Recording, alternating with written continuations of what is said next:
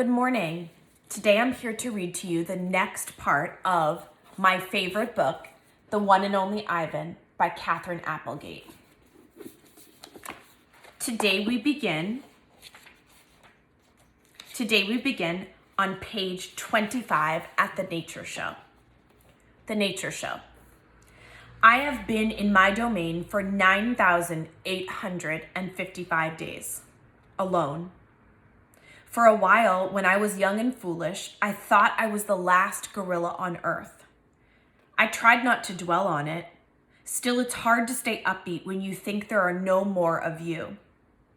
Then one night, after I watched a movie about men in black hats with guns and feeble-minded horses, a different show came on. It was not a cartoon, not a romance, not a Western. I saw a lush forest.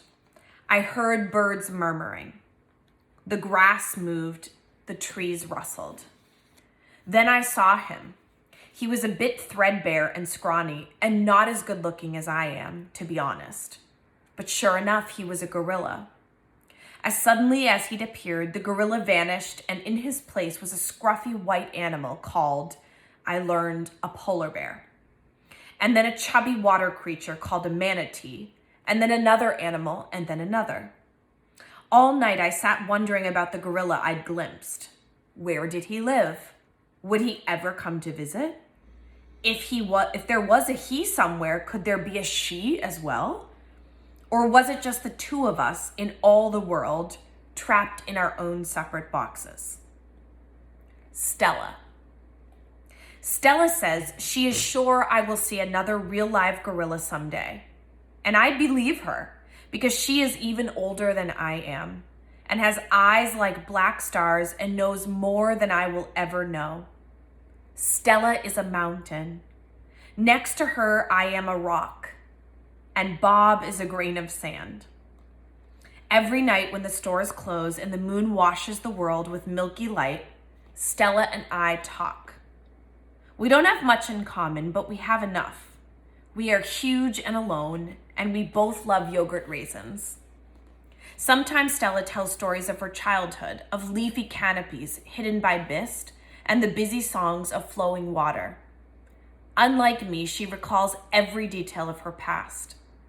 Stella loves the moon with its untroubled smile. I love the feel of the sun on my belly. She says, "It is quite a belly, my friend," and I say, "Thank you, so is yours."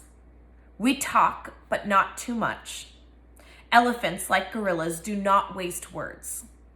Stella used to perform in a large and famous circus, and she still does some of those tricks for our show. During one stunt, Stella stands on her hind legs while Snickers jumps on her head. It's hard to stand on your hind legs when you weigh more than 40 men. If you are a circus elephant and you stand on your hind legs while a dog jumps on your head, you get a treat. If you do not, the claw stick comes swinging.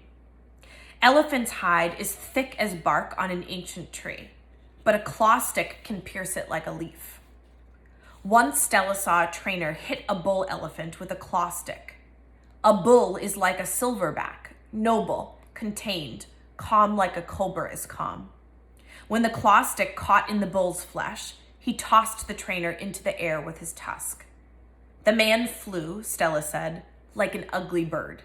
She never saw the bull again.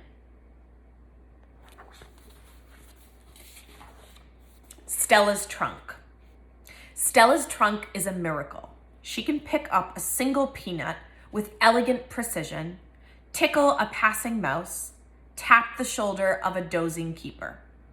Her trunk is remarkable, but still it can't unlatch the door of her tumble-down domain. Circling Stella's legs are long-ago scars from the chain she wore as a youth. Her bracelets, she calls them. When she worked at the famous circus, Stella had to balance on a pedestal for her most difficult trick. One day she fell off and injured her foot. When she went lame and lagged behind the other elephants, the circus sold her to Mac. Stella's foot never healed completely. She limps when she walks, and sometimes her foot gets infected when she stands in one place for too long. Last winter, Stella's foot swelled to twice its normal size. She had a fever, and she lay on the damp, cold floor of her domain for 5 days. They were very long days. Even now, I'm not sure she's completely better. She never complains though, so it's hard to know. At the Big Top Mall, no one bothers with iron shackles. A bristly rope tied to a bolt in the floor is all that's required. They think I'm too old to cause trouble, Stella says. Old age, she says, is powerful disguise. A plan. It's been 2 days since anyone's come to visit. Mac is in a bad mood. He says we are losing money hand over fist. He says he is going to sell the whole lot of us. When Thelma, a blue and yellow macaw, demands, "Kiss me, big boy," for the 3rd time in 10 minutes, Mac throws a soda can at her. Thelma's wings are clipped so she can't fly, but she still can hop. She leaps aside just in the nick of time. "Pucker up," she says with a shrill whistle. Mac stomps to his office and slams the door shut. I wonder if my visitors have grown tired of me. Maybe if I learn a trick or two, it will help. Humans do seem to enjoy watching me eat. Luckily, I am always hungry. I am a gifted eater. A silverback must eat 45 pounds of food a day if he wants to stay a silverback. 45 pounds of fruit and leaves and seeds and stem and bark and vines and rotten wood. Also, I enjoy the occasional insect. I'm going to try to eat more. Maybe then we will get more visitors. Tomorrow I will eat 50 pounds of food, maybe even 55. That should make Mac happy. Bob. I explain my plan to Bob. "Ivan," he says, "trust me on this one. The problem is not your appetite."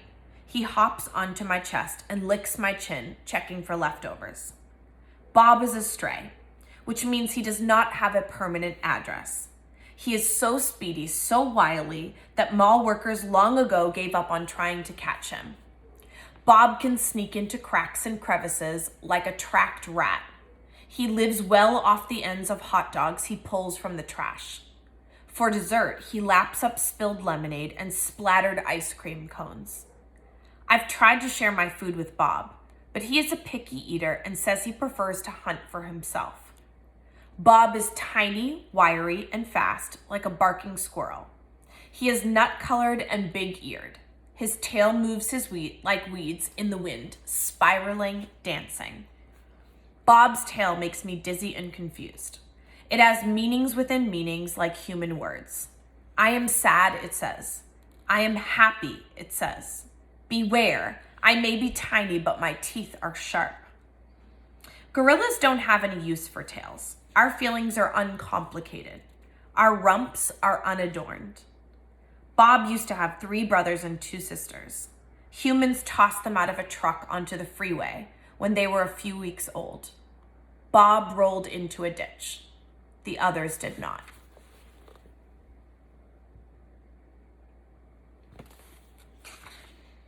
His first night on the highway, Bob slept in the icy mud of the ditch. When he woke, he was so cold that his legs would not bend for an hour.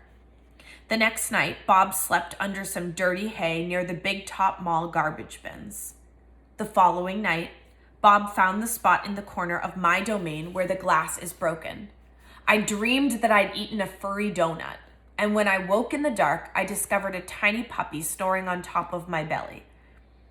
It had been so long since I'd felt the comfort of another's warmth that I wasn't sure what to do.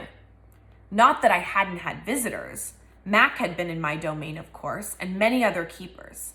I'd seen my share of rats zip past, and the occasional wayward sparrow had fluttered in through a hole in my ceiling. But they never stayed long. I didn't move all night for fear of waking Bob. And we're going to pause there. We're stopping on page 36. See you tomorrow.